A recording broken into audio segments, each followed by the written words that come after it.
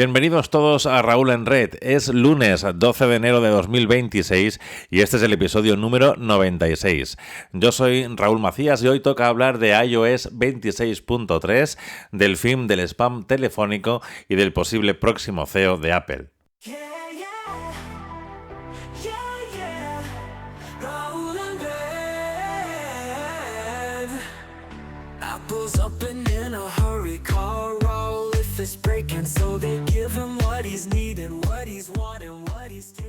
Borrachera navideña, todavía estamos en casa con restos de turrones, aunque poco a poco vamos recuperando todos la rutina semanal tan deseada por mí. Un mes desde el último episodio, vamos a ver qué es lo que ha pasado desde entonces. Por cierto, 2026, ¿bien? Mínimo como 2025, no pido más. Empezamos.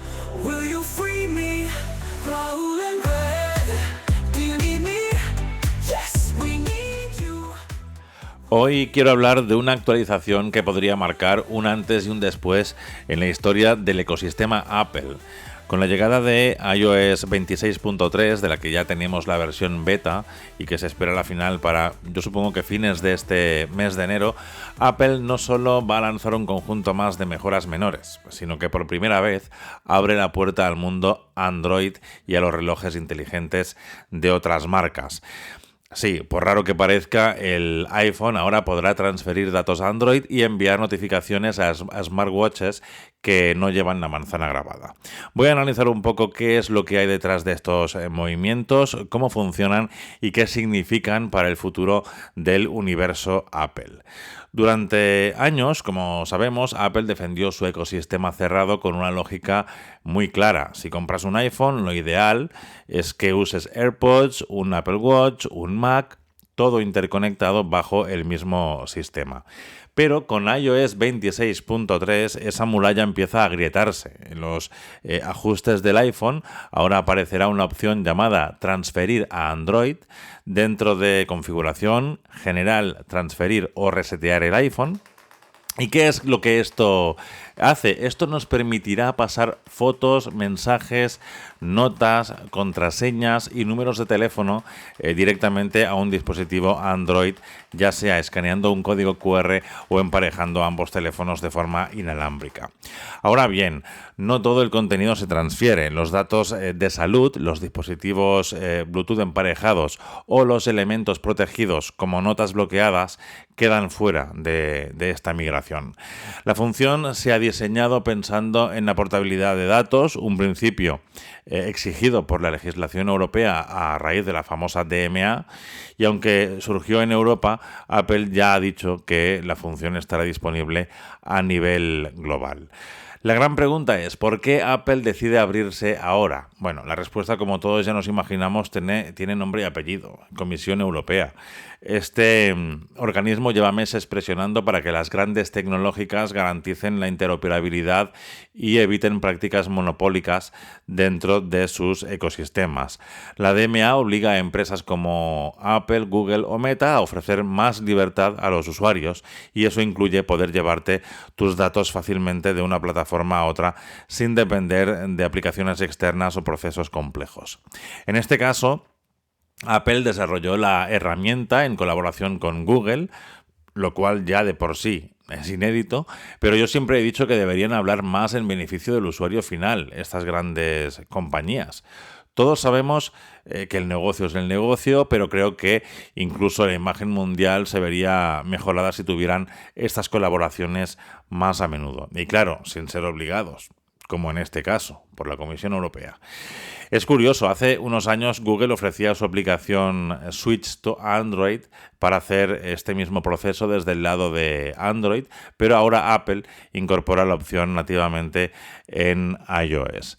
Todo apunta a que será el comienzo de una serie de ajustes más amplios que podrían afectar también a cómo se instalan aplicaciones o cómo se conectan los servicios entre plataformas.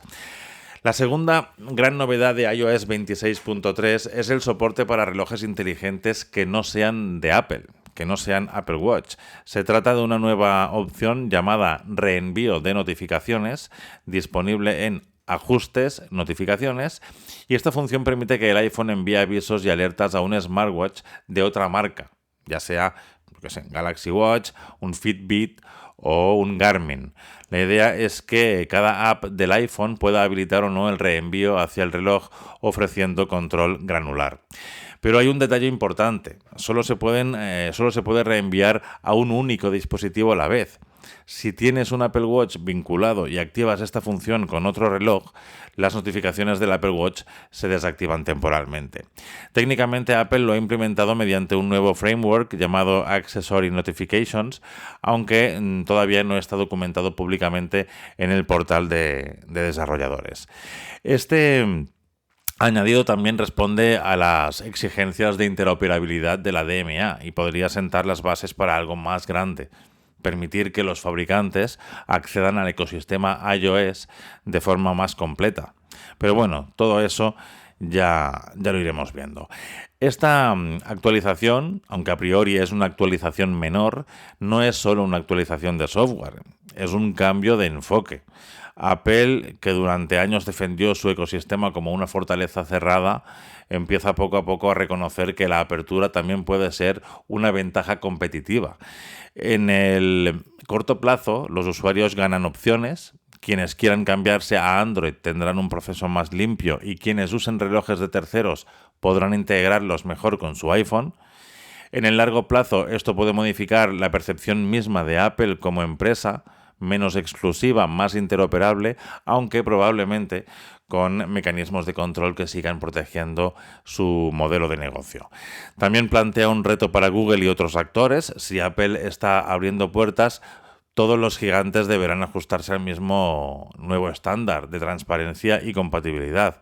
La gran incógnita es hasta qué punto Apple permitirá que terceros profundicen en el ecosistema iOS, o si estas aperturas son solo el mínimo necesario para cumplir con la ley europea.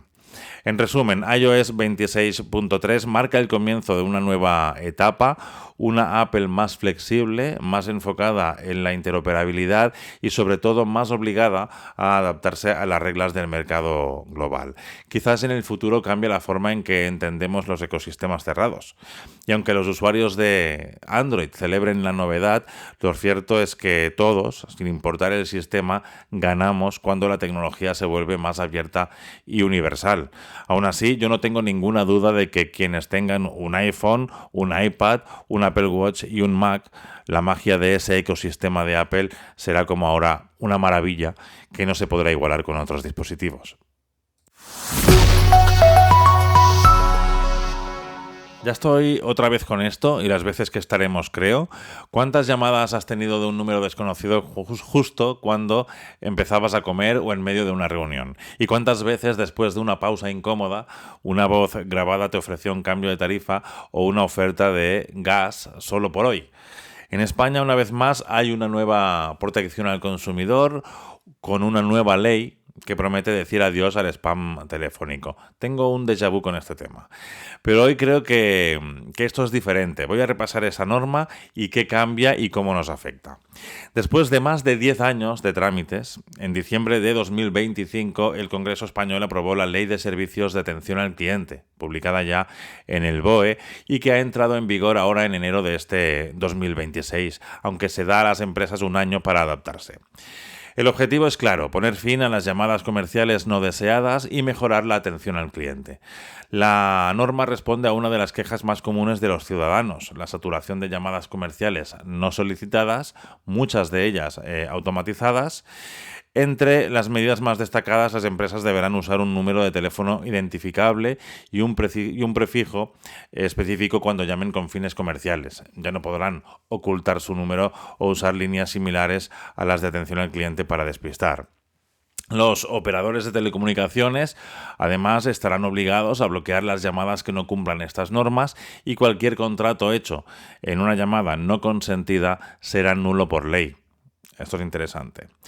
Según voces expertas, es un cambio importante. A partir de ahora, las empresas tendrán que garantizar que el cliente da su consentimiento expreso antes de recibir una llamada comercial. Sin esa autorización, la llamada simplemente no puede hacerse.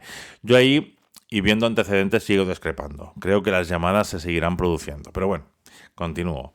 Esta ley no se queda solo ahí, también fija por primera vez estándares de calidad en atención al cliente. Las empresas deberán atender el 95% de las llamadas en menos de 3 minutos y ofrecer siempre la posibilidad de hablar con una persona.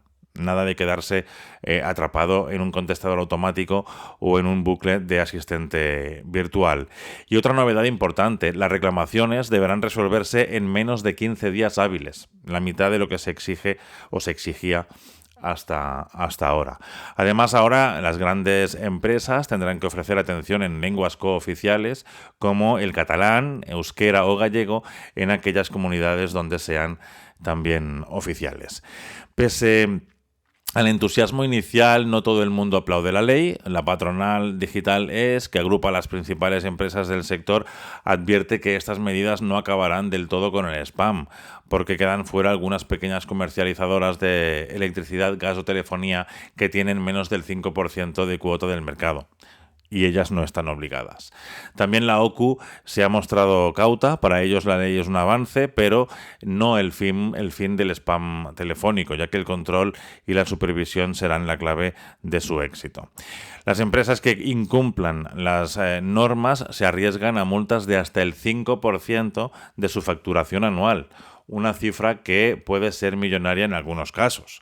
La vigilancia y las sanciones estarán en manos de las comunidades autónomas que deberán establecer sus propios mecanismos de control. Esta ley puede marcar un antes y un después en la relación entre empresas y consumidores en España. Si se aplica correctamente, podría reducir de forma drástica las llamadas intrusivas y mejorar la confianza del usuario en los servicios de atención al cliente. Veremos.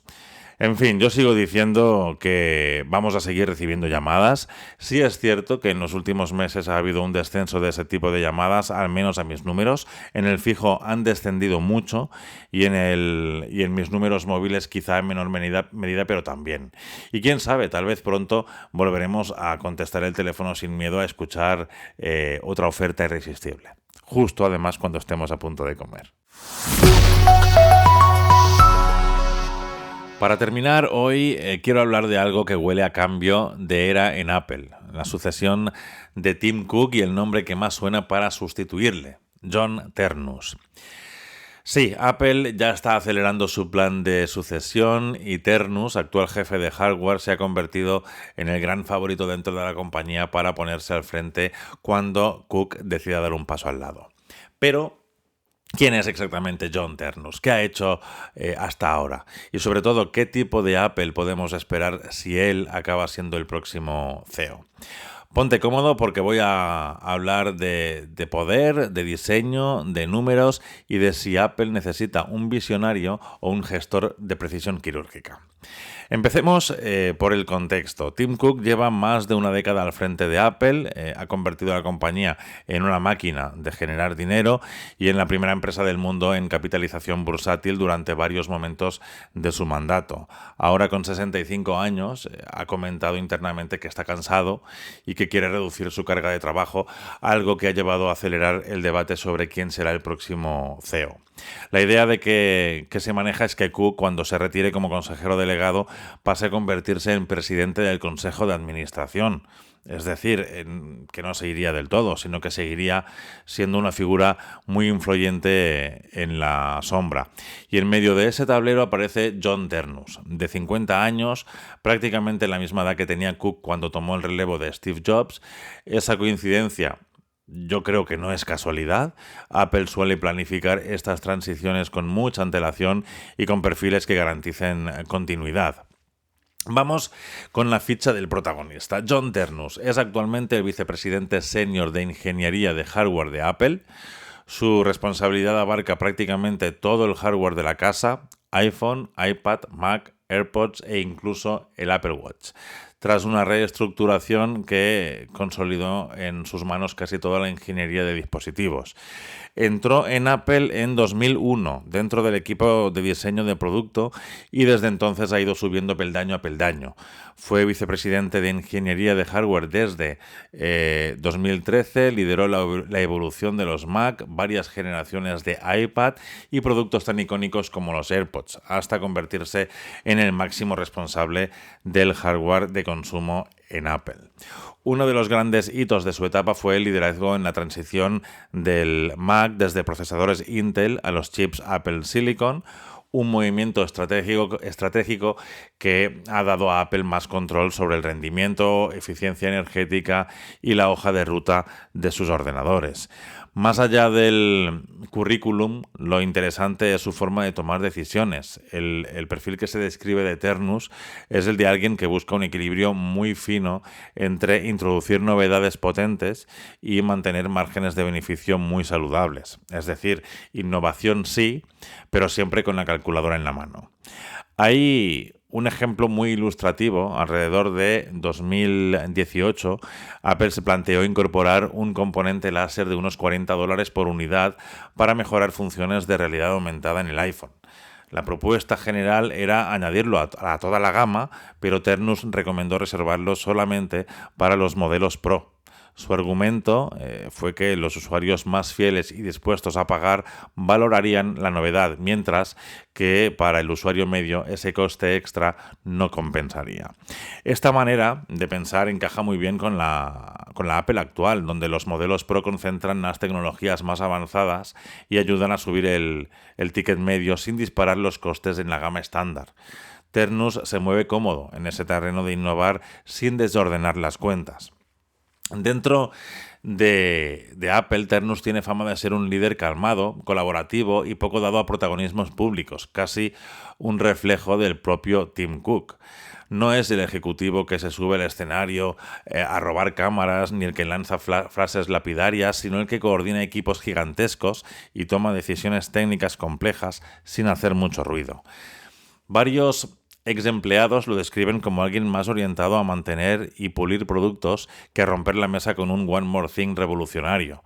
Su mayor fortaleza está en entender los ciclos largos del hardware, los retos de producción a escala global y cómo integrar diseño, ingeniería y cadena de suministro en una sola visión.